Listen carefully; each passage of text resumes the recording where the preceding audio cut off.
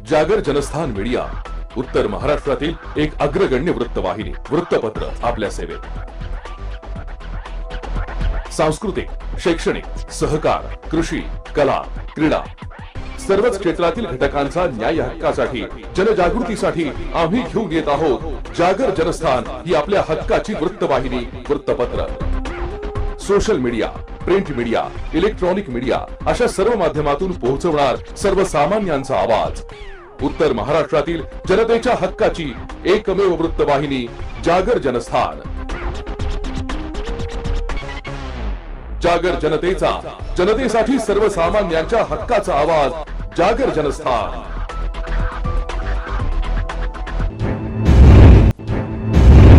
नमस्कार, मी शुभम मुडके पाटील. जागर जनस्थान मध्ये आपल्या सर्वांचं स्वागत. आज दिवसभरातील बातम्यांचा घेऊया सविस्तर आढावा. रायगडच्या माणगाव पोलीस ठाण्याच्या हद्दीत रायगडमधील तांबणी घाट परिसरात शनिवारी सकाळी 7:30च्या सुमारास ट्रॅव्हल्स बस उलटून अपघात झाला आहे. या अपघातात 2 महिलांचा मृत्यू झाला आहे तर 55 जण जखमी झाले आहे. जखमींना उपचारासाठी माणगाव उपजिल्हा रुग्णालयात उपचारासाठी नेण्यात येत आहे. रायगडचे SP सोमनाथ घारगे यांनी याबद्दल माहिती दिली आहे. याबाबत सविस्तर माहिती अशी की तांबणी घाटात ट्रॅव्हल्स क्रमांक MH04FK6299 ही ट्रॅव्हल्स पुण्याहून माणगावकडे येत असताना रस्त्याखाली उतरल्याने पलटी होऊन हा अपघात झाला आहे. सद्यस्थितीत येथील वाहतूक सुरळीत चालू आहे. सकाळी साधारणतः 6:45च्या दरम्यान खाजगी बसला पुण्याकडून येणारे हे सर्व प्रवासी आहेत. हा अपघात झालेला आहे. यामध्ये तात्काळ पोलीस स्टेशन, रेस्क्यू टीम, इतर सर्व बचाव कार्याच्या माध्यमातून सर्व जखमींना बाहेर काढून उपचारार्थ माणगाव उपजिल्हा रुग्णालय येथे पाठवण्यात आलेले आहे. यामध्ये एकूण प्रवासी 57 होते. त्यापैकी 2 महिला मयत आहेत आणि 55 लोक जखमी आहेत. हे अपघाताचं कारण आहे की हे स्पीडमध्ये आलेले आहेत आणि त्यांना ड्रायव्हरना कुठेतरी त्यांचा तोल सुटलेला आहे आणि त्यामुळे तो अपघात झाला. जागर जनस्थानसाठी नितेश लोखंडे, रायगड. भारतीय रेल्वेच्या वतीने आज अजून 6 वंदे भारत रेल्वेचे लोकार्पण पंतप्रधान नरेंद्र मोदी यांच्या हस्ते करण्यात आले. यातील जालना ते मुंबई या गाडीचे जालना येथून रेल्वे राज्यमंत्री रावसाहेब दानवे यांनी हिरवा झेंडा दाखवून लोकार्पण केले. तर मनमाड येथे केंद्रीय मंत्री डॉक्टर भारती पवार, भुसावळ डिव्हिजनचे DRM इथी पांडे व आमदार नरेंद्र दराडे यांनी स्वागत करून गाडीला पुढे रवाना केले. यावेळी रेल्वेच्या वतीने घेण्यात आलेल्या विविध स्पर्धेत बक्षीस मिळवणाऱ्या विद्यार्थ्यांना मान्यवरांच्या हस्ते बक्षीस वाटप करण्यात आले. यावेळी ढोल ताशांच्या गजरात या वंदे भारत रेल्वेचे स्वागत करण्यात आले. यावेळी भाजपाच्या कार्यकर्त्यांनी भाजपाचे ध्वज घेऊन या कार्यक्रमात जल्लोष सादर केला. कार्यक्रम शासकीय होता की भाजपाचा, असा प्रश्न सर्वसामान्य जनतेला पडला होता. आज माननीय प्रधानमंत्री ने 6 ट्रेनों का अयोध्या से देश को लोकार्पण किया है, जिसमें से 2 अमृत भारत ट्रेन है और वंदे भारत ट्रेन है. ये वंदे भारत ट्रेन जिसके लिए आप सब एकत्रित हुए, ये मनमाड स्टेशन और नासिक स्टेशन से पास करेगी, जो दोनों भुसावल डिवीजन के स्टेशन से. हमारे माननीय MLC साहब भी हैं और हमारी जो मंत्री महोदया हैं वो नागपुर से वर्चुअली वहां से झंडा दिखा के इस ट्रेन को यहाँ से रवाना करेंगे. ये जालना से अपने बॉम्बे के लिए ट्रेन जा रही है और उसका हॉल्ट, रेगुलर हॉल्ट मनमाड और नासिक में दिया गया है. विशेषताएं तो आपने, अगर आप इंटीरियर देखेंगे तो जो चेयर है वो रिक्लाइनिंग है.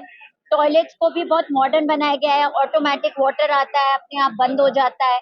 मतलब उसमें मापदंड है कि अभी आपको इतना पानी का रिक्वायरमेंट है तो इतना अपने आप फ्लो होगा, फिर ऑटोमेटिक स्विच ऑफ है. सीट्स बहुत ही लग्जूरियस हैं, आप पैर अच्छे से फैला सकते हैं. सीट का जो इंक्लिनेशन है वो भी आप चेंज कर सकते हैं. तो अगर आप खिड़की के बाहर देखना चाहते हैं तो खिड़की के बाहर भी आप देख सकते हैं और पूरी वातानुकूल है. मनमाड से बॉम्बे तक का इसका किराया कितना है ना?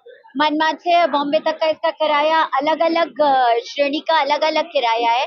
तो 536 रुपीज है इसी चेयर कार का किराया. एग्जैक्ट किराया तो वर्कआउट करके बताना पड़ेगा, क्योंकि बोर्डिंग स्टेशन भी रहेगा और ओरिजिनेटिंग स्टेशन तो जालना ही रहेगा. जी. जागर जनस्थानसाठी आमीन शेख, मनमाड. कंत्राटदारांकडून 30,000ची लाचलुचपत स्वीकारताना सरपंच, उपसरपंच लाचलुचपत प्रतिबंधकाच्या जाळ्यात. चांदवड तालुक्यातील सोग्रस येथील पाण्याच्या टाकीचे बिल काढण्यासाठी कंत्राटदाराकडून 30,000 रुपयाची लाच स्वीकारताना सरपंच भास्कर पुंडलिक गांगुर्डे वय वर्ष 55 व उपसरपंच प्रकाश चंद्रभान गांगुर्डे वय वर्ष 45 यांना लाचलुचपत प्रतिबंधक विभागाच्या पथकाने पकडले. तक्रारदार यांच्या मित्राने जिल्हा परिषद अंतर्गत सोग्रस येथे पाण्याच्या टाकीचे बांधकाम पूर्ण केले होते. सदर बांधकामाचे बिल अद्यापही मिळाले नव्हते. हे बिल काढण्यासाठी तक्रारदार यांना अधिकारी पत्र प्राप्त झाले होते.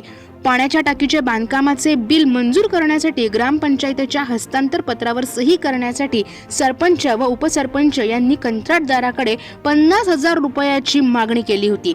तक्रारीनंतर लाचलुचपत प्रतिबंधक विभागाच्या अधिकाऱ्यांनी सापळा रचला.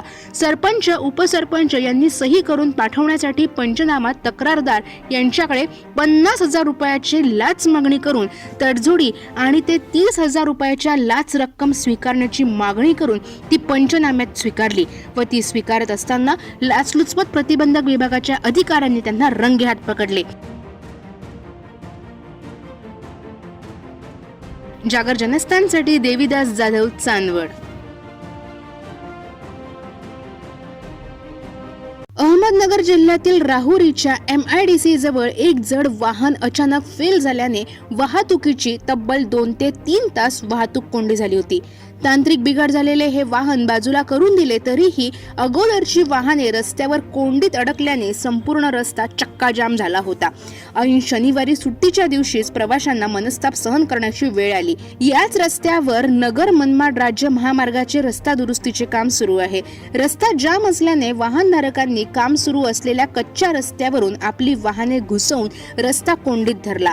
यामुळे रुग्णवाहिका, राज्य परिवहनच्या बस यांना फारच मनस्ताप सहन करावा लागला.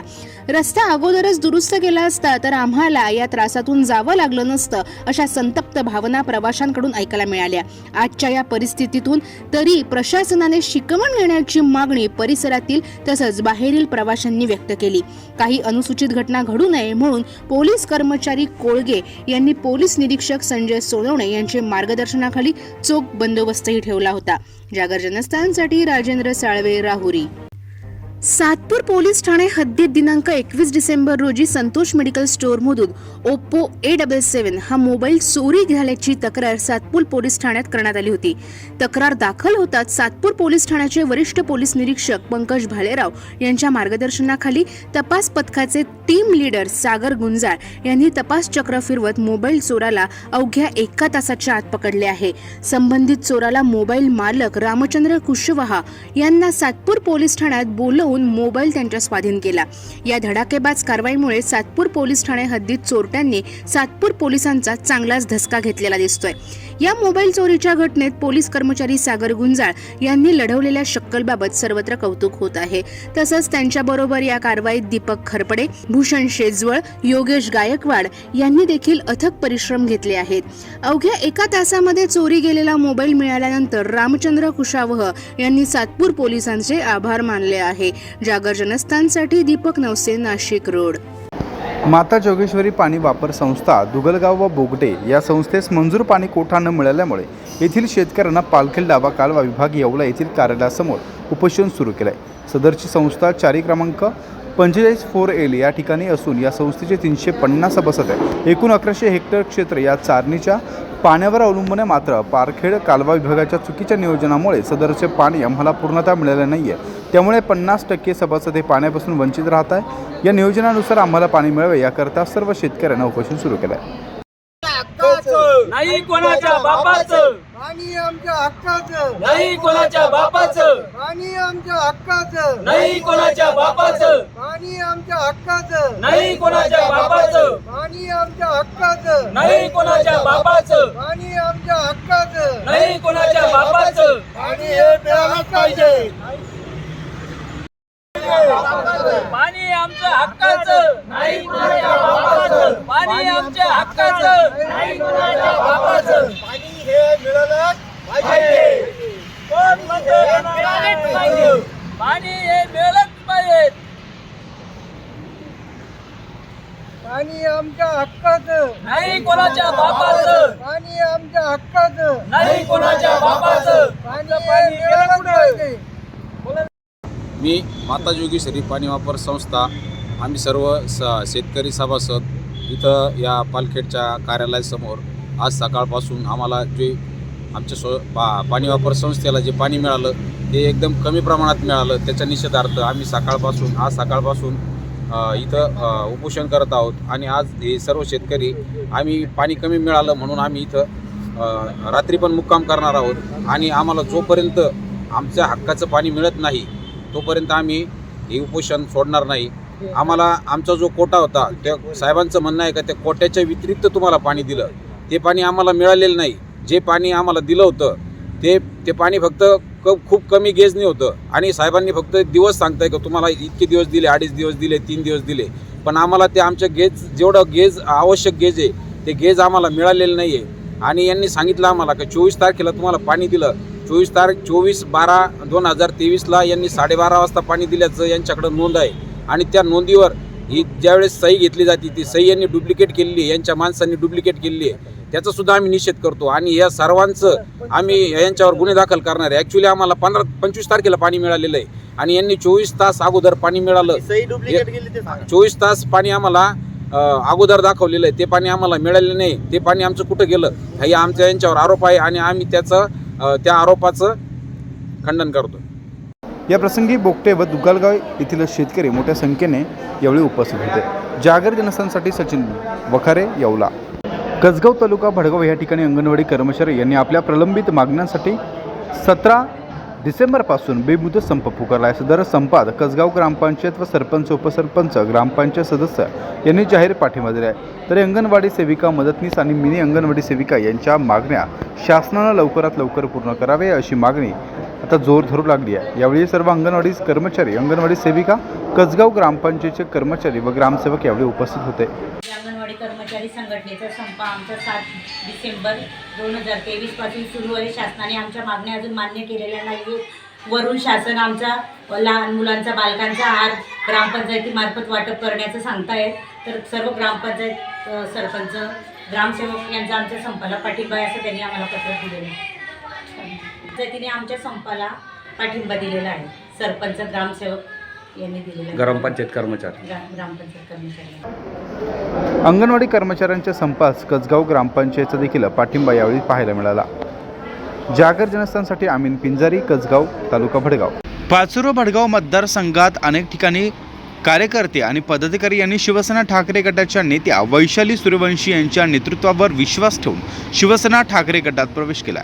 यामुळे आगामी काळातील निवडणुकीच्या पार्श्वभूमीवर शिंदे गटाला व भाजपाला हा मोठा धक्का मानला जातोय. पाचोरा भडगाव तालुक्यात राष्ट्रवादी व शिंदे गटाला हे मोठे खिंडार पडलंय. पाचोरा भडगाव मतदारसंघातील कार्यकर्ते आणि पदाधिकाऱ्यांसह अनेकांनी ठाकरे गटात वैशाली सूर्यवंशी यांच्या उपस्थितीत हा प्रवेश केला.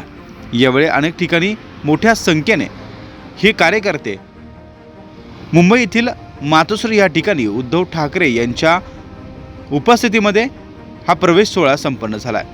यामुळे सध्या भडगाव पाचोरा तालुक्यात राष्ट्रवादी शिंदे गटाला मोठे खिंडार यामुळे समजले जात आहे. जागर जनस्थानसाठी अमीन पिंजारी, कसगाव भडगाव.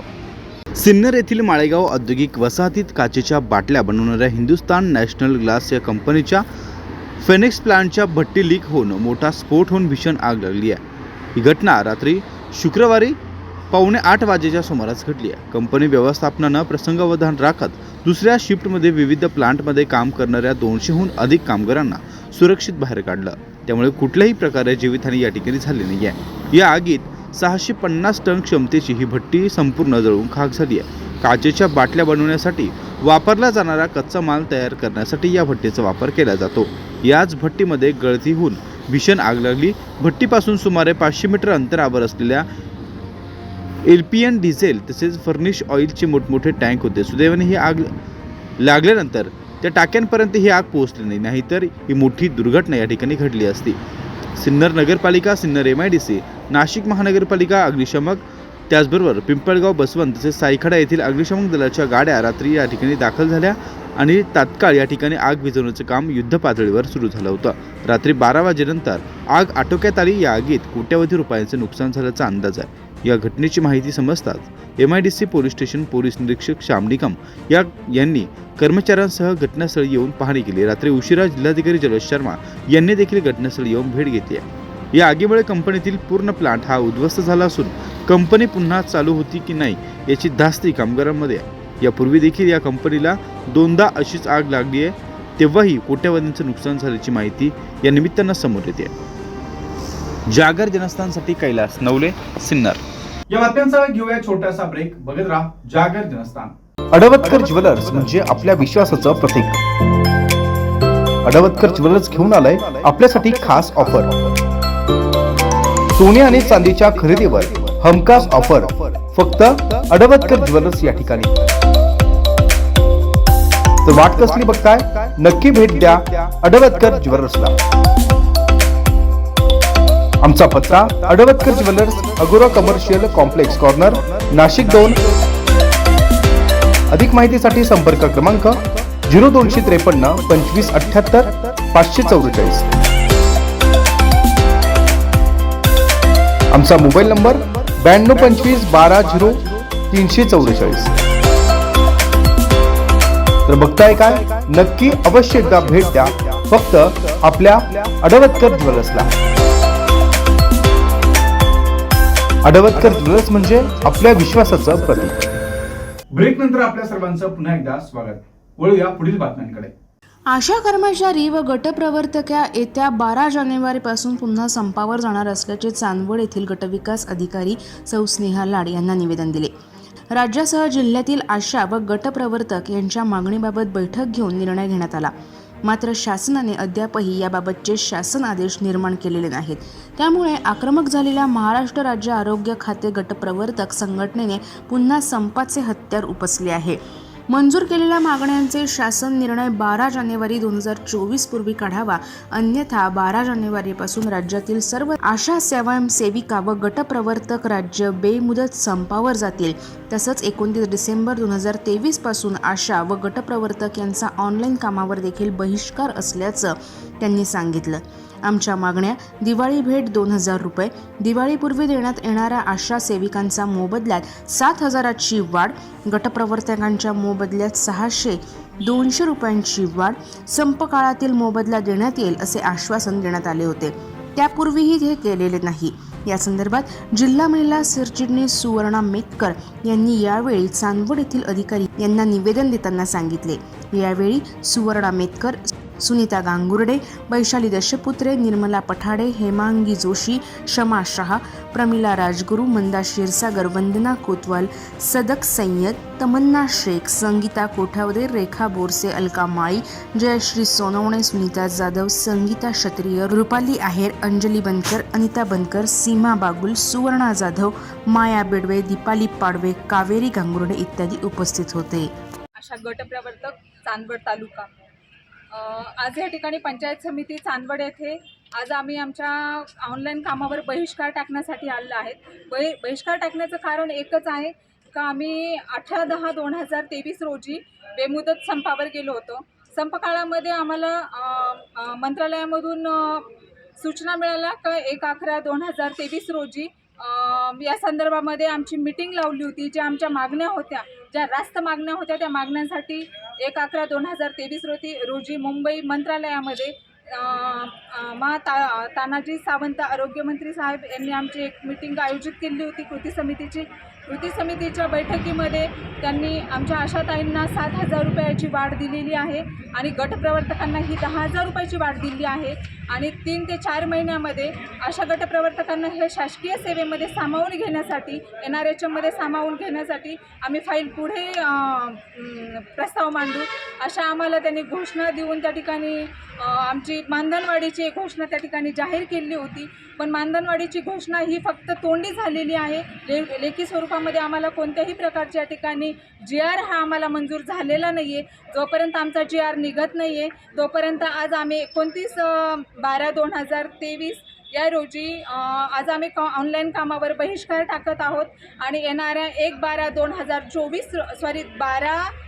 12/1/2024 रोजी या दिवसापासून आज आम्ही कामबंद आंदोलन करत आहोत। जोपर्यंत आमचा GR निघणार नाही तोपर्यंत आम्ही हे कामबंद आंदोलन ठेवणार आहोत। हा इशारा आज आम्ही या ठिकाणी देण्यासाठी आलेलो आहोत। काय नाव आपलं? सुवर्णा मेतकर, चांदवड तालुका। जागर जनस्थानसाठी शिवम मोडके पाटील, नाशिक। सर्वसामान्यांच्या हक्काचा आवाज जागर जनस्थान. जानेवारीमध्ये होणाऱ्या राष्ट्रीय युवा महोत्सवाचं उद्घाटन पंतप्रधान नरेंद्र मोदी यांच्या हस्ते होणार असून त्यांची सभा तपोवनातील साधूग्रामवर होण्याची शक्यता सूत्रांकडून वर्तवण्यात येत आहे. 12 जानेवारीला पंतप्रधान नरेंद्र मोदी नाशिक दौऱ्यावर येत असून राष्ट्रीय युवा महोत्सवाचं आयोजन करण्यात आलं आहे.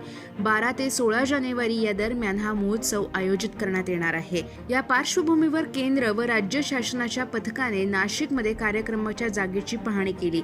सुरक्षेच्या दृष्टीने आणि सभेला होणारी गर्दी लक्षात घेऊन सभेचे ठिकाण साधूग्राम निश्चित करण्याची दाट शक्यता वर्तवण्यात येत आहे. केंद्रीय पथकाने नाशिकमध्ये येऊन जागेची चाचपणी केली. यावेळी साधूग्राम येथील मैदानाची पाहणी केल्याने मोदींची सभा साधूग्रामवर होणार असा अंदाज वर्तवण्यात येत आहे. यापूर्वी 2019 मध्ये याच मैदानावर मोदींची सभा झाली होती. त्यामुळे साधूग्रामच्या जागेबाबत संमतीचे एकमत झाल्याचे सूत्रांकडून मिळते आहे. स्पर्धा आयोजनाबाबत विविध ठिकाणची चर्चा झाली. यामध्ये कालिदास कला मंदिर, रावसाहेब थोरात हॉल, गंगापूर रोड, ठक्करडो, महात्मा फुले कला दालन, शालीमार हे ठिकाणे निश्चित झाल्याचे समजते. या सभागृहाची समितीने पाहणी केली. यावेळी क्रीडा आयुक्त सुहास दिवसे, युवा व क्रीडा मंत्रालयाचे अवर सचिव धर्मेंद्र कुमार यादव, संचालक वनिता सूद, जिल्हाधिकारी जलज शर्मा, पोलीस आयुक्त संदीप कर्णिक, सहाय्यक जिल्हाधिकारी जतीन रहमान, जिल्हा क्रीडा अधिकारी सुनंदा पाटील, क्रीडा उपसंचालक रवींद्र नाईक, सुहास पाटील, संजय सबनीस इत्यादी उपस्थित होते. जागर जनस्थानसाठी शुभम बोडके पाटील, नाशिक. सर्वसामान्यांच्या हक्काचा आवाज, जागर जनस्थान. मराठा बांधवात मतभेद असतील नसतील मला माहित नाही. कोणाला फोन आमचा गेला असेल नसेल गेला माहिती नाही. परंतु तुम्हाला आमचे हात जोडून विनंती की सगळे मतभेद सोडून आपल्या गोरगरीब मराठ्यांच्या लेकरांचं कल्याण व्हावं म्हणून आपण सगळ्यांनी एकत्र यावं आणि सगळ्यांनी साथ द्यावी. तिथं येऊन आपण सगळ्यांना एक जीवानं सगळ्यांनी सोबत या, गट ठेवू नका. आम्ही सगळ्यांना सारखा सन्मान देणार आहेत, मान देणार आहेत. कारण आपल्या गोरगरीब मराठ्यांच्या पोराचा विषय आणि महाराष्ट्रातला पहिल्यांदा खूप ताकदीनं मराठा समाज एकत्र झालाय. आपण सुद्धा मुंबईतल्या सगळ्या बांधवांनी एकजूट व्हा हेही त्यांना आवाहन केलंय. आज दोघं मिळून म्हणजे इकडचे बी मराठा बांधव गेलेत आणि तिथले मराठा बांधव सगळे बघतील आता व्यवस्था कुठं कुठं किती मोठाले ग्राउंड आहेत काय आहेत. आपल्याला खूप मोठ्या प्रमाणात ग्राउंड लागणार आहे. 20 तारखेला मोठ्या प्रमाणात वाहनं जाणार आहेत, पण ही वाहनं कुणी अडवू नये आणि अडवलेत तर आपण एक गृहमंत्र्यांनी इशारा दिलाय ते वाहनं तुमच्या दारात उभी करू. नाही ते अडविणारच नाहीत ना. कसं काय अडवतील? मग आम्ही सामान न्यायचं कशात?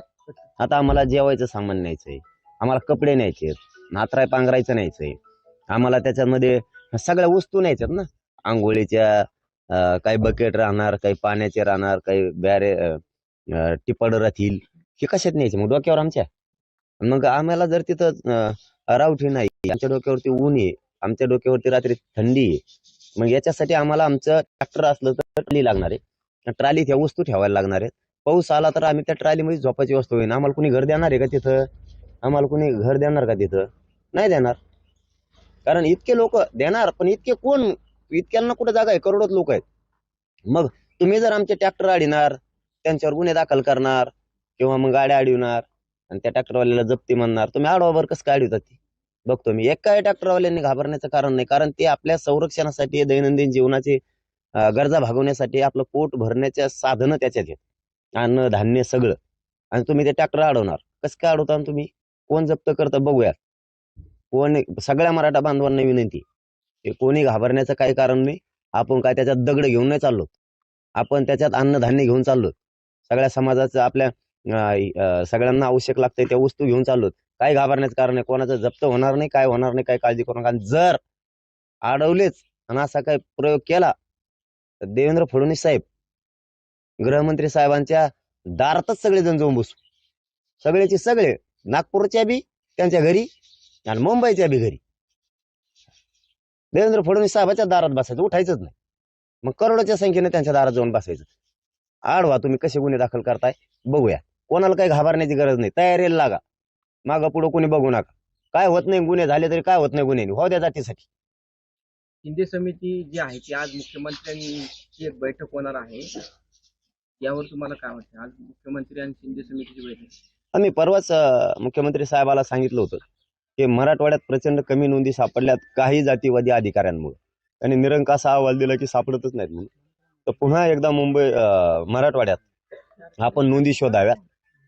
हैदराबाद संस्थांमध्ये जाऊन नोंदी निजामकालीन शोधाव्यात आणि त्या समितीने 1-2 दिवसात काम करावं, तातडीनं सुरू करावं असं त्यांना आम्ही विनंती केली होती. मग आता त्या संदर्भात ती बैठक असेल असं वाटतंय, शक्यता आहे, माहीत नाही. पण समिती काम करेल आणि महाराष्ट्रात सुद्धा समितीनं पुन्हा काम करावं. 4 जानेवारीला मागासवर्ग जे आहे ते अहवाल जो आहे तो मुख्यमंत्र्यांकडे सादर करणार आहे. तर जर समजा अहवाल जर पॉझिटिव्ह आला तर मुंबईला जायचं जे आहे ते रद्द करणार का? नाही, रद्द शब्दच नाही आणायचा तोंडाचा दादा. आता तुम्ही अहवाल देणार, सगळे कुठे करणार याच्याशी आम्हाला नाही. आम्हाला आरक्षण पाहिजे. तुम्ही आरक्षण देणार का? मग आम्हाला मुंबईला जायची हौस नाही. आम्हाला आरक्षण पाहिजे, शासन निर्णय पाहिजे. तुमचा काय विषय येतो ते तुमचा आहे. आमचा विषय आम्ही त्याच्यावरती ठाम. महाराष्ट्रातल्या मराठा समाजाला ओबीसीतून सरसकट आरक्षण पाहिजे, ते आम्ही मिळवणार.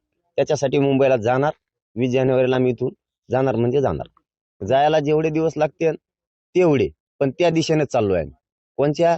मुंबईच्या. आणि आरक्षण उद्देश ठेवू. मग ते 2 दिवसात पोहोचू, नाही तर 8 दिवसात पोहोचू.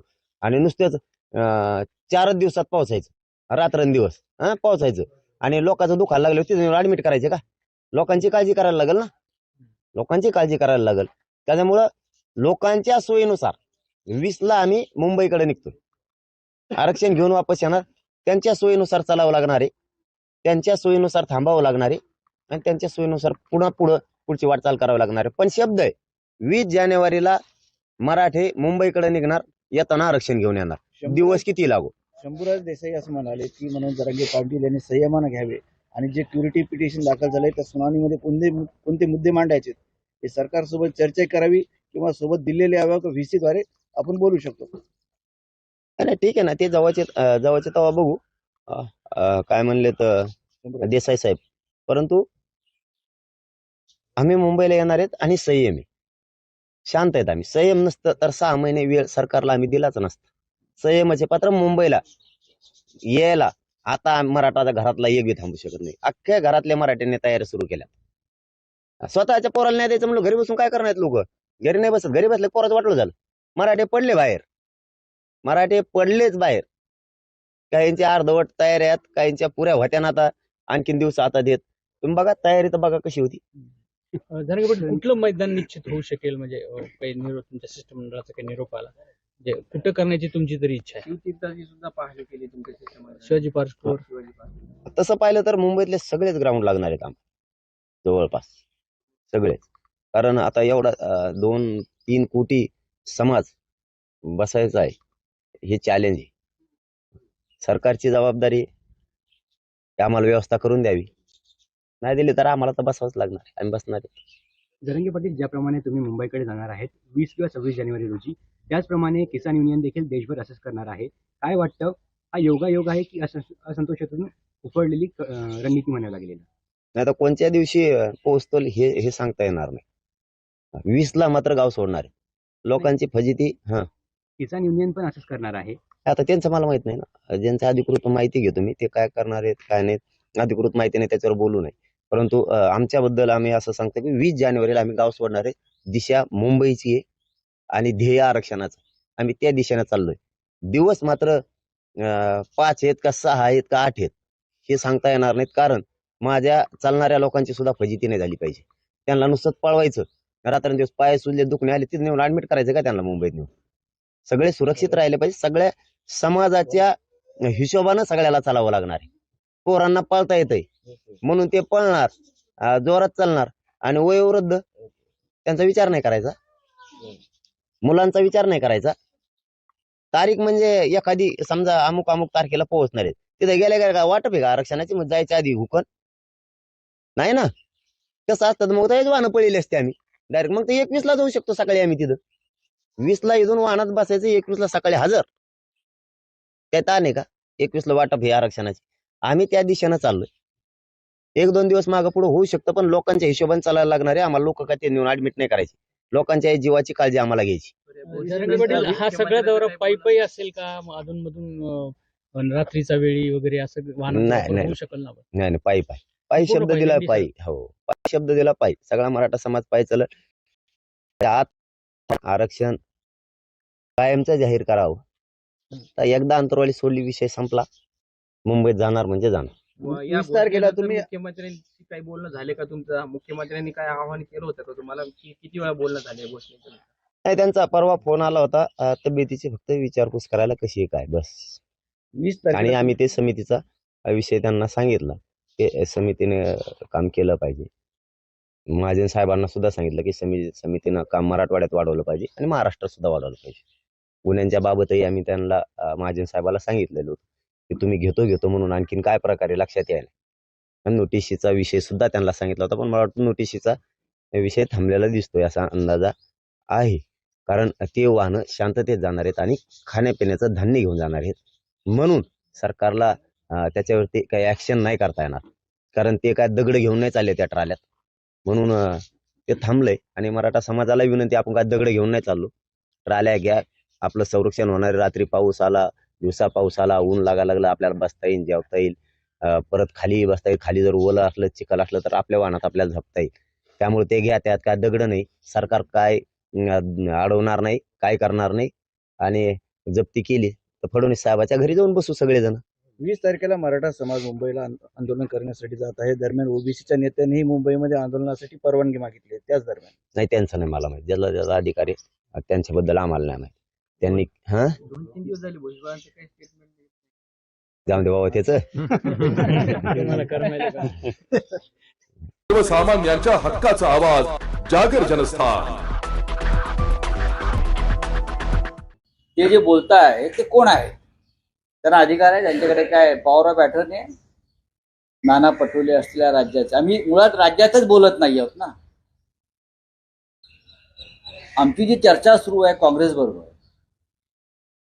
बघा, राष्ट्रवादी काँग्रेस पक्षाचे अध्यक्ष मुंबईत असतात शरद पवार साहेब. शिवसेनेचे पक्षप्रमुख माननीय उद्धव ठाकरे मुंबईत असतात. आमच्या दोघात संवाद आहे. आता काँग्रेसचं हायकमांड दिल्लीत आहे, मी दिल्लीत बोलतो. मला माझ्या माहितीप्रमाणे आज नाना पटोले आज दिल्लीत गेले. काल आमची अनेक नेत्यांशी चर्चा झाली. दिल्लीतल्या, महाराष्ट्रातल्या जे प्रमुख नेते आहेत त्यांच्याशी आमची चर्चा झाली.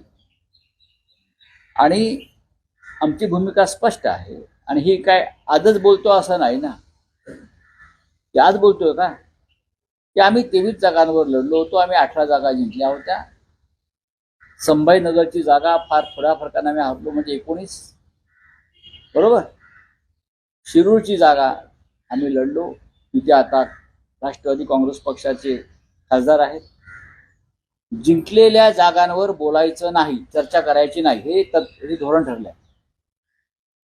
आता काँग्रेसने जागा जिंकलेल्या नव्हत्या महाराष्ट्रात, पण जिथे काँग्रेसची ताकद आहे, जिथे काँग्रेस जिंकू शकते, जिथे काँग्रेसची आम्हाला मदत होऊ शकते, तिथे काँग्रेस राहणारच. आणि याच्यावरती दिल्लीचं हायकमांड काँग्रेसचं आणि आमचं एकमत झालेलं आहे. त्याच्यामुळे महाराष्ट्रामध्ये जर कोणी काही इतर मुंबईत कोणी बोलत असेल तर त्याकडे आम्ही फार गांभीर्यानं पाहण्याची गरज नाही. उद्धव ठाकरे आणि माननीय शरद पवार साहेब यांच्यामध्ये उत्तम संवाद आहे. शरद पवार, माननीय उद्धव ठाकरे आणि दिल्लीत खरगे साहेब, राहुलजी आणि वेणुगोपालजी यांच्यामध्ये अत्यंत चांगला संवाद आहे. बघू ना, आम्ही पाहू की काय करायचं ते. पण शिवसेनेच्या ज्या 23 जागा आहेत त्यामध्येच वंचितच्या देखील जागा मिळणार असं पाहू ना. वंचित बरोबर सुद्धा चर्चा अंतिम टप्प्यात आहे.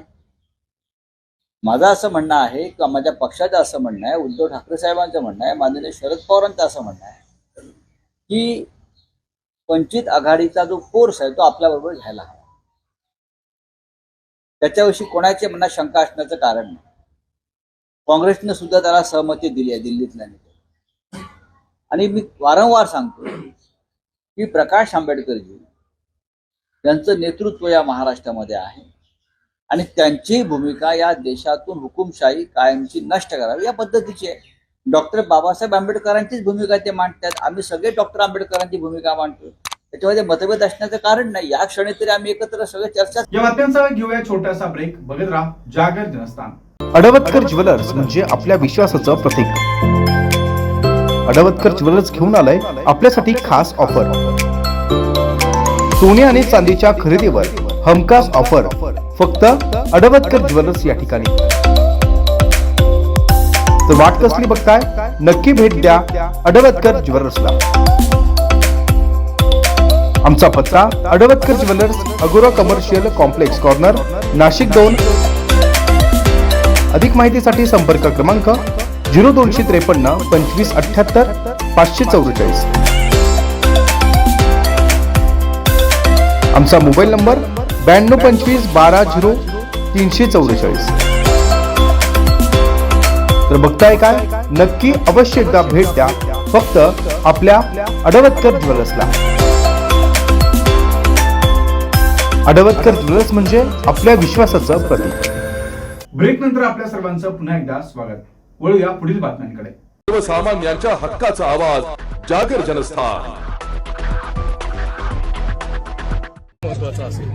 हा दिवस महत्वाचा असा नाही, अमोलदादा मला वेदना देणारा आहे. हा जो आक्रोश मोर्चा काढण्याची वेळ आमच्यावर आली आहे, कारण का आम्ही प्रचंड अस्वस्थ गेले अनेक महिने आहोत. 6 महिन्यापूर्वी मी स्वतः पियुष गोयलांना ट्विट केलं होतं आणि सांगितलं होतं की पुढचा हा कांद्याचा प्रवास अडचणीचा असणार आहे, तुम्ही धोरण व्यवस्थितपणे आखा. त्यावेळीच माझ्यावर प्रचंड टीका भारतीय जनता पक्ष म्हणजे भ्रष्ट जुमला पार्टी आणि पियुष गोयलांनी केली होती. मी त्यानंतर त्यांची भेटी घेऊन त्यांना पूर्ण काय धोरण करायला पाहिजे अशी विनंतीही केली होती. पण तेव्हा त्यांनी अतिशय सांगितलं की हे माझं जे बोलणं होतं ते चुकीचं होतं. आणि आज तुम्ही बघताय की 6 महिन्यापूर्वी जी गोष्ट मी कांद्याच्या बद्दल बोलले होते ती आज परिस्थिती तुमच्या सगळ्यांच्याच डोळ्यासमोर आहे. आजच इथे यायच्या आधी तुमच्याच चॅनलवर मी पाहिलं की महाराष्ट्राच्या एका जिल्ह्यात 1 रुपयाला कांदा आहे, 1 रुपयाला, आणि त्या शेतकऱ्यांनी ठरवलंय की कांदा तिथेच जाळून संपून टाकायचं. हे तुमच्याच चॅनलवर आलेली बातमी आहे. त्याच्यामुळे आजचा महाराष्ट्राचा काळ्या मातीची इमान राखणारा जो कष्ट करणारा शेतकरी आहे, तुमचा माझा अन्नदाता आहे, त्याचं कंबरड मोडण्याचं पाप हे ट्रिपल इंजिनचा महाराष्ट्राचं खोके सरकार करतंय आणि केंद्र सरकार करतंय. काही दुसऱ्या बाजूला कांद्याचा फटका जो आहे तो फक्त शेतकऱ्याला न बसला असून एक्सपोर्टवर देखील बसतोय. पॅकेजिंग असेल, ट्रान्सपोर्टिंग असेल, याच्यावर देखील त्याचा फटका बसतोय. म्हणजे नॉट ओन्ली फक्त शेतकरी तर बाकीचे जे व्यवसाय करणार आहेत त्यांच्यावर देखील मोठा फटका. किती मोठे, तुम्ही जर JNPT ला गेला तर तिथे किती कांदा पडलाय, कुजलाय याचा हिशोब त्या केंद्र सरकारने बघावा. हे अतिशय स्वार्थी असं हे केंद्राचं सरकार आहे आणि ते पूर्णपणे शेतकऱ्याच्या विरोधात आहे. देशातील 100 कर्तृत्ववान महिलांमध्ये तुमचा सहभाग झालेला आहे आणि दुसऱ्या बाजूला अगदी अपोजिट बघायला गेलं तर पार्लमेंटमधून तुमचं निलंबन होतं. हे कसं याकडे बघताय? भारतीय जनता पक्ष हा महिला विरोधी आहे, त्याच्यामुळे मला काही आश्चर्य वाटत नाही. आणि अशा जेव्हा बातम्या येतात तेव्हा खरं तर आपल्यावरची जबाबदारी वाढते याची मी जाणीव ठेवते. लोकसभा विधानसभा निवडणुका एकत्र नसल्याचं एकंदरीत पाहायला मिळतंय. त्यानंतर जे मुंबईची महानगरपालिकेची निवडणूक आहे तीही पुढे ढकलली जाते. कसं पाहताय भाजप सरकार एकंदरीत सर्व निवडणूक? हे सरकार नाहीये, दडपशाही आहे. दिल्लीत सगळं ठरवतं महाराष्ट्रात काय होणार. त्याच्यामुळे एक तर मला अपेक्षितच नव्हतं इलेक्शन घेतील. आमचे सगळेच नगरसेवक म्हणतात ताई तुमचं इलेक्शन नंतर विधानसभा 2025 मध्ये वेळ मिळाला तर आमचं, अशी परिस्थिती झाली आहे. पण ही बातमी नसून भरडला कोण जात आहे? सर्वसामान्य बायबाप महाराष्ट्राची जनता याच्यात भरडली जाते. याचं कारण असं की आता नगरसेवक हा तुमच्या रोजच्या सुखदुःखात असतो. म्हणजे गटर असेल, पाणी, गटर, मीटर, वॉटर या सगळ्यामध्ये तुमच्या सुखदुःखात रोजच्या गरजांमध्ये, घरात कोणी आजारी पडलं, कुणाचं निधन झालं, कोणी जन्माला, काही असलं तरी नगरसेवक तो तुमच्या हक्काचा माणूस असतो. तो गेले 2-2.5 वर्ष त्याला जबाबदारीच नाहीये, इलेक्शनच झालेलं नाही. आणि सर्वसामान्य माणूस रोज कॉर्पोरेशनमध्ये जाऊ शकतो का? त्याला आत तरी जाऊ देतील का? भेटणं तर विसरा. आणि एक म्युन्सिपल कमिशनर एवढ्या नगरसेवकांचं काम करू शकतो का? तर नाही करू शकत. तो काही सुपरमॅन नाहीये. आणि त्याच्यामुळे ही यंत्रणा, ही दडपशाही आहे. यांना लोकशाहीच नकोय, यांना इलेक्शनच नकोय, असं यांच्या सगळ्या कृतीतून दिसतं. काही लोकसभेच्या जागेवरनं काही सीट शेअरिंग संदर्भात काही चर्चा झाली आहे का? कारण की जयंत पाटील काल म्हणाले होते की येत्या आठवड्यात याची चर्चा होईल, त्यामुळे काही आखणी आपण करतोय. दिल्लीमध्ये ऑलरेडी याची सविस्तर चर्चा सोनियाजी, उद्धवजी आणि आदरणीय पवारसाहेब आणि सगळ्याच पक्षाच्या वरिष्ठ नेत्यांची 2-3 राऊंड ऑलरेडी इंडियाच्या मीटिंगच्या वेळेसही झालेले आहेत आणि पुढच्या 10 दिवसामध्ये पूर्णपणे याची सगळी माहिती तुमच्यापर्यंत पोहोचवू. तर ते भाजपच्या तिकिटावरती लढण्याची शक्यता एकंदरीत वर्तवली जाते. शिवसेनेचे आमदार एकत्र होण्याची शक्यता वर्तवली. आजकाल हे कोणी ठरवत नाही हो, हे आईस ठरवतं. आईस म्हणजे इन्कम टॅक्स, सीबीआय आणि ईडी. आता हे आईसवाले आहेत ना, तेच ठरवतात कोण कुठल्या चिन्हावर लढणार. कारण का लोकशाही राहिलीच नाही अशीच परिस्थिती आहे. थोडेच लोक जे लढवय आहेत अमोल दादांसारखे ते लढायला तयार आहेत, कारण का त्यांचं संविधानावर प्रेम आहे. भारतरत्न डॉक्टर बाबासाहेब आंबेडकरांवर विश्वास आहे. त्या संविधानाच्या चौकटीत अमोल दादांसारखे लोक आज काम करतात, ज्याचा आम्हाला सार्थ अभिमान आहे. खरं तर आदरणीय शरद पवारांची काल भेट घेतली, त्याच्यामागचं काय असं? कोणी आदरणीय पवारांची भेट घेतली ते ना मला माहिती. काल पवारसाहेब खूप लोकांना भेटले. जरांगेंची खरं तर रॅली निघती आहे, म्हणजे जरांगे मुंबईकडे रवाना होतात. एकंदरीत हा आक्रोश त्यांचा पुढे येतो की काय एकंदरीत? आता बघूया, 20 जानेवारीपर्यंत वेळ दिलेली आहे जरांगे पाटलांनी सरकारला. बघूया काय होतं, अजून 20 दिवस आहेत. ताई, एका बाजूला दादांनी शिरूर लोकसभा मतदारसंघातून माझा उमेदवारच निवडून येणार अशी ग्वाही दिल्यानंतर आज हा मोर्चा जो आहे तो बारामतीमधून काटेवाडीत देखील जातो आहे. तुम्हाला असं देखील वाटतंय का की बारामतीतील शेतकऱ्यांचे प्रश्न जे आहेत ते सोडवलेले गेलेले दिसत नाहीयेत आणि पुन्हा एकदा या मोर्चेतून काय आव्हान असेल? हे माझं मत नाहीये, हे तुमची चॅनल्स पण बघा. हे सर्वसामान्य मायबाप जनतेचं मत आहे. अमोल दादा आणि मी आम्ही सेवा करायला इथे आलोय. आम्ही दोघं लोकप्रतिनिधी म्हणजे काय, लोकांचे प्रतिनिधी आहोत. आम्ही लोकांचे सेवक म्हणून, लोकांचा आवाज म्हणून आम्ही दिल्लीत बोलतो. आम्ही काही काल्पनिक गोष्टी बोलत नाही पार्लमेंटमध्ये. काल्पनिक गोष्टी आमचे सत्तेतले लोक बोलतात, आम्ही दोघं सत्य बोलतो. आणि आमचं काम काय, सर्वसामान्य मायबाप जनतेचे प्रश्न हे लोकसभेत जाऊन सत्य बोलणं, ह्याच्यासाठी आम्हाला लोकांनी निवडून दिलंय. त्याच्यामुळे कुठलं गाव वाडी वस्ती असं नाही. लोकांच्या मध्ये जी अस्वस्थता आहे, लोकांचं जे दुःख आहे ते आम्ही मांडतोय. खासदाराचं काम आहे पॉलिसी मेकिंग करणं, पण तुम्हाला रस्त्यावरची लढाई लढावी लागते. आता करणार काय आम्ही? ना जिल्हा परिषद मेंबर आहे आणि ना कॉर्पोरेशनला कोणी आहे. आणि लोकप्रतिनिधीची जबाबदारी असते. आम्ही गल्लीपासून दिल्लीपर्यंत आम्ही जबाबदारी घ्यायला तयार आहोत, कारण का लोकांनी एका विश्वासाच्या नात्याने मला आणि अमोल दादांना निवडून दिलंय.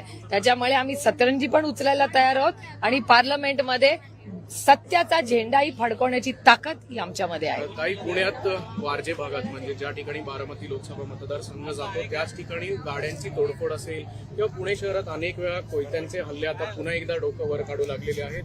अनेक वेळा तुम्ही देखील म्हणताय गृह मंत्रालयाचं अपयश आहे. पुन्हा एकदा तोच प्रश्न, काय उत्तर? मी तर गेले, हे सरकार ट्रिपल इंजिनचं खोके सरकार झाल्यापासून सांगते, पॉलिसी पॅरालिसिस आहे.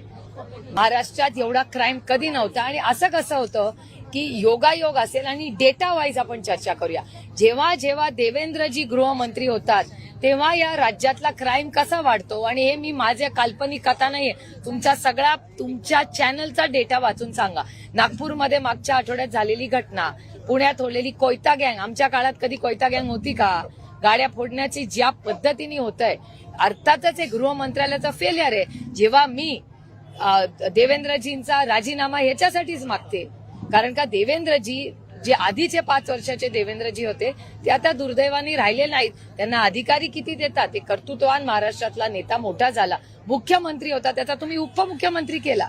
किती अपमान करणार देवेंद्रजींचा? त्याच्यानंतर अर्धा त्यांना डीसीएम केलं. म्हणजे आधी मुख्यमंत्री, नंतर उपमुख्यमंत्री, त्यातून हाफ उपमुख्यमंत्री. हा अन्याय नाही? आणि मी विरोधक म्हणून बोलत नाहीये, पण एक नेता जर कष्ट करत असेल, 105 आमदार निवडून असेल, त्याचा मान सन्मान करायला नको? मी एका मराठी माणसाचा अपमान दिल्लीचा दरबार करतोय, ह्याचं मला अस्वस्थता होते. ताई, अजित पवारांनी पक्ष संघटन मजबूत व्हावं याच्यासाठी जिल्हाध्यक्ष असतील किंवा शहराध्यक्ष असतील यांना एक बोलेरो कार द्यायचं ठरवलेलं आहे आणि आता त्यावरून टीका व्हायला सुरुवात झालेली आहे. अंजली दमन यांनी तर थेट आरोप करत विचारले की हा सगळा पैसा सिंचन घोटाळ्यातला तर नाहीये. मला असं वाटतं, अंजलीताई काय बोलतात हे मला माहिती नाही, पण जे आरोप झाले ते भारतीय जनता पक्ष भ्रष्ट जुमला पार्टी, ज्याचं नवीन नाव आहे आता, तर त्यांना करावं. त्याच्यामुळे हा प्रश्न मला विचारायच्या ऐवजी तुम्ही आदरणीय माननीय देवेंद्रजी ज्यांनी आरोप राष्ट्रवादी काँग्रेस पक्ष आणि माननीय अजितदादांवर केले, त्या देवेंद्र फडणवीसांना तुम्ही हे प्रश्न विचारले पाहिजेत. कारण का आदरणीय माननीय देवेंद्रजींनाच ह्या सगळे आरोप केलेत याचं उत्तर त्यांच्याचकडे असेल. मेहबूब शेख यांच्यावर काल खरं तर अॅट्रॉसिटीचा गुन्हा दाखल झालेला आहे. परत एकदा राज्य सरकार आता केसेस लावून टार्गेट करण्याचा प्रयत्न करत असं वाटतं. विरोधक असल्या तुमच्याच सगळ्या चॅनलचा डेटा सांगतो की ईडी, सीबीआय, इन्कम टॅक्स, पोलीसची जी यंत्रणा आहे ती 95% ही विरोधी पक्षावरच होते. त्याच्यामुळे ह्या केसेस होतील तर जशी लोकसभा आणि विधानसभा जवळ येईल त्याची आमचीही मनाची तयारी आहे की आमच्या सगळ्यांच्या विरोधात खोट्या नोट्या केसेस वाढत जातील. त्यामुळे आम्हाला काय आश्चर्य नाही, यांच्याकडून काय अपेक्षा करणार हो. सर्वसामान्यांच्या हक्काचा आवाज जागर जनस्थान. दादा, शेतकरी आक्रोश मोर्चाचा तिसरा दिवस आहे आणि आज हा मोर्चा बारामतीत जातोय. कसं बघता याच्याकडे? आज काही दादांना बारामतीत जाऊन आवाहन करणार का? शेतकऱ्यांच्या प्रश्न सोडवण्यासंदर्भात काही विनंती करणार? बघा, आदरणीय दादा हे मोठे नेते, त्यामुळे त्यांना आव्हान नाही, त्यांना आवाहन जरूर करेन की सर्वसामान्य शेतकऱ्यांचे हे प्रश्न आहेत आणि केंद्रातलं जे भारतीय जनता पक्षाचं सरकार आहे या जनता पक्षाच्या सरकारला जाग आणण्यासाठी दादांनी आग्रही भूमिका घ्यावी, ठाम भूमिका घ्यावी. कांद्याची निर्यात बंदी तात्काळ उठवावी. महाराष्ट्र शासनाच्या अखत्यारीत जे निर्णय आहेत, दुधाला सरसकट अनुदान देण्याचा असेल, बिबट प्रवण क्षेत्रामध्ये 3 फेज लाईट देण्याचा असेल, यासाठी आदरणीय दादांनी आग्रही आणि ठोस शेतकरी हिताची भूमिका घ्यावी. या पद्धतीची कळकळीची विनंती ही नक्कीच दादांना आहे. देवेंद्र फडणवीस यांनी परकीय गुंतवणूक महाराष्ट्रात सगळ्यात जास्त झालेली आहे असा दावा केलेला आहे. याचा कुठेतरी तुम्हाला असं वाटतंय का की खरंच परकीय गुंतवणूक महाराष्ट्रात झाली आणि याचा थेट जो इफेक्ट आहे तो सामान्यांना झालाय आणि फायदा झालाय? भ्रष्ट जुमला पार्टीची ही नेहमीची नीती आहे. मोठमोठे फक्त आकडे फेकायचे. मी आणि ताई जेव्हा संसदेमध्ये असतो तेव्हा सुद्धा आम्ही हजारो लाखो कोटींचे फक्त आकडे ऐकत असतो, पण जेव्हा वस्तुस्थिती येते तेव्हा मात्र लाखो कोटींची फक्त उद्योगपतींची कर्ज माफ होतात. सर्वसामान्य शेतकऱ्यांना, सर्वसामान्य तरुणांच्या तोंडाला पानं पुसली जातात. त्यामुळे माननीय देवेंद्रजी याच भ्रष्ट जुमला पार्टीच्या नीतीनुसार मोठमोठे आकडे फक्त फेकतात. ग्राउंड रियालिटी काय आहे तर मी माननीय देवेंद्रजींना एवढीच विनंती करेल की उघडा डोळे आणि बघा नीट. दोघेही संसदरत्न आहात, मात्र तरी सुद्धा राज्यात तीन पक्षाचं सरकार असलं तरी तुम्हाला ही लढाई जी आहे ती रस्त्यावर उतरायची वेळ येते. कारण राज्यातलं सरकार हे एक फुल दोन डाऊटफुलचं सरकार आहे आणि एक फुल दोन डाऊटफुल असल्यामुळे याच्यामध्ये पॉलिसी पॅरालिसिस आहे. आज 22 दिवस कांद्याची निर्यात बंदी आहे. महाराष्ट्रातला मला एक नेता, या एक फुल दोन डाऊटफुल सरकारमधला एक नेता दाखवा ज्यांनी दिल्लीच्या सरकारला डोळे दाखवून सांगितलं की आमच्या शेतकऱ्यांचा प्रश्न आहे, तुम्हाला निर्यात बंदी उठवावी लागेल. हे सांगणारा एवढ्या मोठ्या तुम्ही म्हणता त्या ट्रिपल इंजिन आणि एक फुल दोन डाऊटफुलच्या सरकारमध्ये जर एकही मंत्री या पद्धतीने महाराष्ट्राचा स्वाभिमान दाखवू शकत नसेल तर मग हा पॉलिसी पॅरालिसिस नाही तर दुसरं काय आहे? ताईंच्या हातात ही टोपली दिसती भाजीची, काय नेमकं याच्यामध्ये काय संभवित? नाही, हा जो वानवळा आहे तुम्ही प्रत्येक ठिकाणी बघताय. मागच्या काळात जेव्हा सत्ता संघर्ष झाला आणि भ्रष्ट जुमला पार्टीनं वेगवेगळ्या पक्षांच्या संदर्भामध्ये जे फोडाफोडीचं राजकारण केलं, त्यानंतर सत्तेचा उन्माद दाखवण्यासाठी अनेक ठिकाणी जेसीबी मधून कुठं फुलांची उधळण होते, कुठं गुलालाची उधळण होते. पण जेव्हा शेतकऱ्यांचे प्रश्न आहेत तुम्ही ठिकठिकाणी बघताय, ही जी संस्कृती त्या पद्धतीनं हा वानवळा देऊन माता भगिनी याच्यामध्ये गाजर देखील आहे, नेमकं काय? नाही, हे तर नेमकं प्रतीक आहे भ्रष्ट जुमला पार्टीचं जे सातत्यानं महाराष्ट्राच्या हातात येत आहे. दादा, एकंदरीत आपण पाहिलं तर अनेक महाविकास आघाडीतल्या नेत्यांना अयोध्येचं निमंत्रण येताना पाहायला मिळते. उद्धव ठाकरे, शरद पवार तिकडे जाणं. मला वाटतं प्रभू श्रीरामचंद्र हे आमच्या प्रत्येकाच्या मनात आहेत आणि त्यासाठी कोणीतरी निमंत्रण देऊन त्याच्यावर जर मालकी हक्क सांगत असेल तर तो जनतेलाही आवडत नाही. रामाचं नाव हे मनातही घेतलं तरी चालेल आणि अयोध्येत जाऊन घेतलं तरी चालेल, पण याचा जर मक्ता कोणी घेत असेल तर मला वाटतं ही जी संपूर्ण देशातली जनता आहे ही जनता हे पाहते. राम मंदिराचा मुद्दा पुढे करून बाकीचे प्रश्न विसरायला लावते का सरकार, असं वाटते तुम्हाला? हे बघा, भ्रष्ट जुमला पार्टीचा हा नेहमीचा विषय आहे की प्रत्येक वेळी विषयांतर करावं आणि या विषयांतराकडून लोकांचं लक्ष विचलित करण्याचा हा नेहमीचा प्रयत्न आहे. पण म्हणूनच आम्ही म्हणतोय तुम्ही मुद्द्याचं बोला, तुम्ही कांदा निर्यात बंदीविषयी बोला ना, इतर जे बिबट प्रवण क्षेत्रात 3 फेज लाईट आहे त्याविषयी बोला ना, दूध दराविषयी बोला ना, शेतकऱ्यांच्या कर्जमाफीविषयी बोला ना. याविषयी जर तुम्हाला बोलायचं नसेल तर या देशातली जनता, महाराष्ट्रातली जनता तुम्हाला नाकारल्याशिवाय राहणार नाही. निवडणुका पुढे ढकलण्याची शक्यता वर्तवली जाते. महानगरपालिकेच्या असतील, जिल्हा परिषदेच्या निवडणुकाही होत नाही. पुढे ढकलायच्या म्हणजे अजून किती ढकलायच्या? जवळपास 4 ते 5 वर्ष या निवडणुका पुढे ढकलतायत. आणि मागे जेव्हा पालकमंत्री पदाचा तिढा निर्माण झाला त्यानंतर एका ज्येष्ठ समाजकारणात सक्रिय असलेल्या व्यक्तीने ही भावना व्यक्त केली की या निवडणुकाच होत नाही, त्यामुळे एकूणच स्थानिक स्वराज्य संस्थांवरच एक गदा आलेली आहे आणि त्यामुळे जे पालकमंत्री आहेत ते मालकमंत्री झालेले आहेत. जशी शेतकरी आक्रोश यात्रा चालू आहे तशी काही दिवसांमध्ये जरांगे पाटलांची मराठा आक्रोश यात्रा निघणार आहे. काय एकंदरीत नाही, ही आता अजून 20 दिवस आहेत आणि त्यानंतर काय भूमिका सरकार घेतं, सरकारने प्रत्येक वेळी आश्वासन दिले, काय भूमिका घेतं ते पाहणं महत्वाचं आहे. आक्रोश मोर्चाच्या पहिल्याच दिवसांपासून भाजपकडनं सातत्याने टीका होतीये. बावनकुळेंनी यात्रेवर टीका केली, मोर्चावर टीका केली आणि आता अनिल पाटील थेट तुमच्या अभिनयावर येत आहेत. अभिनयावर टीका करणं एका मंत्र्याला योग्य वाटतं? नाही, महत्वाचं भारतीय जनता पक्षाचे प्रदेशाध्यक्ष जेव्हा शेतकऱ्यांच्या प्रश्नांविषयी मोर्चा निघतो त्याच्या विरोधात बोलतात. मी माननीय प्रदेशाध्यक्ष चंद्रशेखरजी बावनकुळे यांचं मनापासून पुन्हा एकदा आभार मानतो की आपण या भ्रष्ट जुमला पार्टीचा शेतकरी विरोधी चेहरा हा जनतेसमोर आणलेला आहे. म्हणजे आपण या पक्षाचे प्रदेशाध्यक्षात आपण आपल्या केंद्रातल्या सरकारला का सांगू शकत नाही की आमच्या महाराष्ट्रातल्या शेतकऱ्यांचा आक्रोश आहे, या महाराष्ट्रातल्या शेतकऱ्यांच्या हिताशी तुमचं काहीच देणं घेणं नाही. आणि माननीय मंत्री महोदय जे कोणी अभिनयाविषयी बोलतात त्यांना मी एवढंच सांगू शकतो, अभिनय ही माझी वैयक्तिक बाब आहे आणि अभिनय करतो तो छत्रपती शिवाजी महाराज, छत्रपती संभाजी महाराज यांचा इतिहास सांगण्याचा प्रयत्न करतो. ज्या छत्रपतींनी या महाराष्ट्राच्या मातीत निष्ठा काय असते ही गोष्ट सांगितली, त्यांचा इतिहास सांगण्याचा प्रयत्न करतो. माननीय मंत्री महोदयांनी हेच तत्व आपण पाळतो आहोत का याचं जर अंतर्मुखून विचार केला तर जास्त चांगलं राहील. मनमाड नजीक असलेल्या अनकवाडे येथील युवराज राजाराम धिवर यांच्या शेतात ते नांगरटी करत असताना त्यांना अचानकपणे एक खड्डा दिसला. तो खड्डा बघून त्यांनी तात्काळ ग्रामसेवक व तलाठी यांना सांगितले. त्यांनी तात्काळ घटनास्थळी धाव घेऊन पाहणी केली व आपल्या वरिष्ठ अधिकाऱ्यांना याबाबत सूचना केल्या. पोलिसांनी देखील घटनास्थळी धाव घेऊन पाहणी केली व पुरातत्व विभागाला याबाबत माहिती देण्यात आली आहे. पुरातत्व विभागाचे अधिकारी पाहणी करून अहवाल देतील तेव्हा हे भुयार कसले याबाबत माहिती देण्यात येईल असे तलाठी प्रतिभा नागलवाद यांनी सांगितले आहे.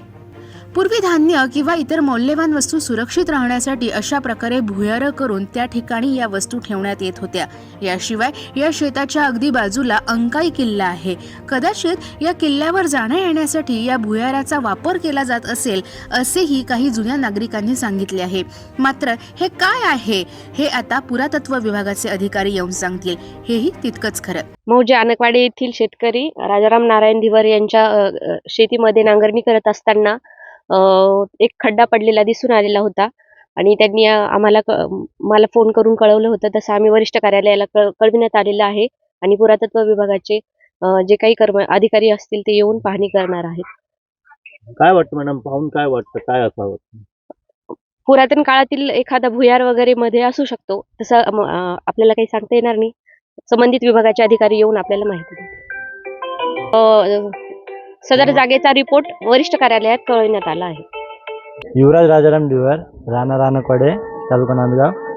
मी माझ्या शेतीमध्ये नांगरत असताना अचानक खड्डा पडला नांगरती करताना व तो मी बघितल्यावर खाली खोल असल्यामुळे संबंधित अधिकाऱ्यांना ताबडतोब कळवण्यात आले व त्यांना बोलवणी करून त्यांनी पाहणी केली. आता बघू काय वाटतं, काय तेच जुन्या काळातले काही असू शकतं, काय सांगता येत नाही. जागर जनस्थानसाठी अमीन शेख, मनमाड. येवला शहरात पुन्हा एकदा मोकाट कुत्र्यांनी 2 अल्पवयीन मुलांचे अक्षरशः लचके तोडले. तर चाबा घेतलेल्या मुलांना शासकीय उपजिल्हा रुग्णालय रेबीज या ठिकाणी न मिळाल्यानं कुटुंबियांची मात्र धावपळ झाल्याचं बघायला मिळालं. यामुळे शोकांतिका व्यक्त होते. शासकीय उपजिल्हा रुग्णालय येवला या ठिकाणी इंजेक्शन पुरेशा प्रमाणात मिळत नाहीये का असा सवाल देखील आता सर्व स्तरातून उपस्थित होत आहे. शहराच्या विविध भागात मोकाट कुत्र्यांची संख्या प्रचंड वाढली आहे. आज मुलतानपुरा परिसरात इरफान अन्सारी वय वर्ष 3, त्याचबरोबर आर्या अन्सारी वय वर्ष 1 ही गल्लीमध्ये खेळत असताना या मुलांच्या चेहऱ्यावर हल्ला केलाय.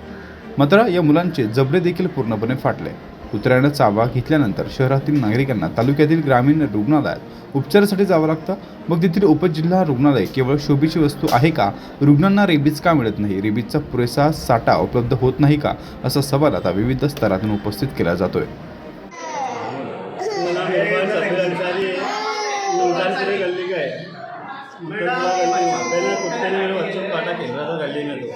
सरकारी हॉस्पिटल में लेके आए, यहाँ पे इंजेक्शन भी नहीं है, तो अंदर से भेजे बच्चे को तो इंजेक्शन नहीं है, तो सावरगांव को बोल रहे इंजेक्शन. कितने टाके लगे उसको? 5. एक को ईजान 3 साल का है, हाँ, मुल्तानपुरा. एक को अंदर से भेजे और एक को यहाँ सरकारी लाए ले. यहाँ इंजेक्शन नहीं है सरकारी में. बोरा का नाम ईजान है, इसको मुल्तानपुरे में कुत्ते ने काटा, सरकारी वाला सरकारी दवा खाने में लेके आए उसको, तो डॉक्टर यहाँ पे इंजेक्शन नहीं है। कितने जन को कुत्ते ने काटा? 2 लोग। जागर जनस्थानसाठी सचिन वखारे येवला. नाशिक शहरामध्ये मागील वर्षामध्ये नायलॉन मांजामुळे अनेकांचे प्राण गेल्यानं नवनियुक्त पोलीस आयुक्त संदीप कर्णिक यांनी नायलॉन मांजा आढळल्यास थेट मनाई आदेश करण्याचे आदेश काढलेत. या पार्श्वभूमीवर नाशिक पोलीस आपल्याला ॲक्शन मोडवर दिसून येत आहे. अंबड पोलीस स्टेशनचे वरिष्ठ पोलीस निरीक्षक प्रमोद वाघ, पोलीस उपनिरीक्षक नाईद शेख यांच्या पथकाला गुप्त माहितीच्या आधारे सिडकोच्या आझादनगर परिसरामध्ये नायलॉन मांजा विक्री करण्यासाठी आले असल्याची माहिती प्राप्त झाली होती. अंबड पोलिसांनी पथकानं शिताफीनं ताब्यात घेऊन त्यांच्याकडून मुद्देमाल 60,000 रुपये किमतीचा 150 बंडल नायलॉन मांजा हस्तगत करण्यात आला.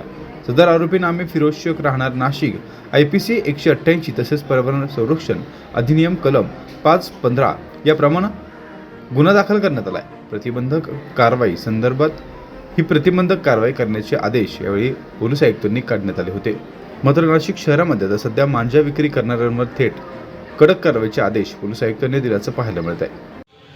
माननीय पोलीस आयुक्त संदीपजी कर्णिक साहेब यांनी दिनांक 26/12/2023 रोजी नायलॉन मांजा विक्रीवर मनाई हुकूम जारी केला होता.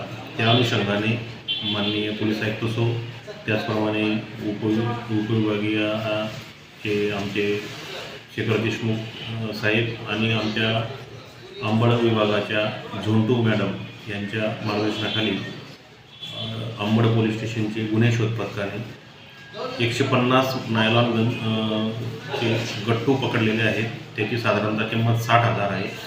एक इसम केवळ पार्क इथून ताब्यात घेण्यात आलेला आहे. त्याच्यावर भादवी 188 पर्यावरण कायद्याप्रमाणे गुन्हे दाखल करण्यात आलेले आहेत. संबंधित इसमाला आम्ही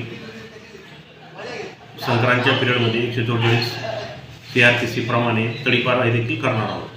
पुढील तपास गुन्हे शोध पथकाचे नाईद शेख हे करीत आहेत. जागर जनस्थानसाठी प्रकाश धुर्वे, नाशिक. काही दिवसांपूर्वी मनमाड नजीकचा पूल पडल्या कारणानं नगर मनमाड रोडवरील सर्व वाहतूक नांदगावच्या दिशेने वळवली आहे. मात्र या रोडवर गाड्यांची गर्दी असते. त्यातच नगरसूर रेल्वे गेटवर आल्यावर तेथे दिवसभरातून अनेक वेळा रेल्वे गाड्या जात असल्यामुळे अर्धा तास पाऊण तास गेट बंद असल्या कारणाने सर्व गाड्यांना लाईनमध्ये थांबावं लागतं. यामध्ये ट्रॅफिक जाम झाल्यामुळे सरकारी अधिकारी तसंच इमर्जन्सी वाहने जाण्याची अडथळ निर्माण होते. त्यामुळे येवला प्रांत अधिकारी बाबासाहेब गाडवे यांनी नगरसूर रेल्वे गेट वाहतूक कोंडीबाबत रेल्वे विभागाशी समन्वय साधणार असल्याचं सांगितलं आहे. मनमाड येथील रेल्वे पूल वळवण्यात आली आहे. त्यामुळे नगरसूल येवला या मार्गावर मोठ्या प्रमाणावर वाहतूक कोंडी झाल्याचे दिसून येते. विशेषतः रेल्वे गेट परिसरामध्ये बऱ्याच वेळा वाहतूक कोंडीची समस्या आहे. यासाठी रेल्वे विभागाशी समन्वय साधून काय करता येईल का हा एक प्रयत्न सुरू आहे. त्याचबरोबर वाहतूक नियंत्रणासाठी पोलीस विभागाशी संपर्क करून कायमस्वरूपी तिथं कर्मचारी नेमणूक करण्यासाठीच्या सूचना सिटी पोलीस स्टेशन प्रभारी अधिकारी यांना देण्यात आलेले आहेत. रेल्वे गेटचा वाहतूक कोंडी प्रश्न मार्गी लागणार आहे. त्याचप्रमाणे येवला शहर पोलीस स्टेशन येथे तातडीने पोलिसांची नियुक्ती करण्याच्या सूचना देखील त्यांनी दिल्या. जागर जनस्थानसाठी सचिन वखारे, येवला. या बातम्यांसह आजचं बातमीपत्र इथेच संपलं. पुन्हा भेटूया पुढील प्रसारणात. तोपर्यंत धन्यवाद. बघत राहा जागर जनस्थान.